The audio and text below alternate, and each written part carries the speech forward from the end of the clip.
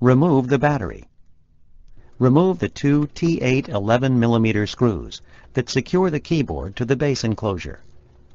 Turn the notebook right side up and open the display panel fully. Slide the 4 plastic locking tabs toward the keyboard to unlock the keyboard from the LED switch cover. Use a plastic flat-bladed tool or your finger to lift the top edge of the keyboard and then place it on the display panel. Using minimal force, lift the locking bar to unlock the keyboard ZIF connector on the system board.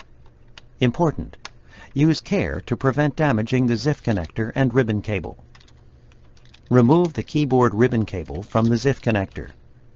Using minimal force, lift the locking bar to unlock the pointing stick ZIF connector on the system board. Important: use care to prevent damaging the ZIF connector and ribbon cable.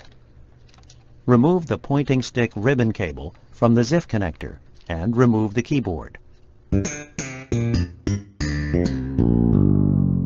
Place the keyboard upside down on the top cover. Insert the keyboard ribbon cable into the keyboard ZIF connector on the system board. Important: use care to prevent damaging the keyboard ribbon cable. Push the locking bar down to lock the keyboard ZIF connector on the system board. Insert the pointing stick ribbon cable into the pointing stick ZIF connector on the system board.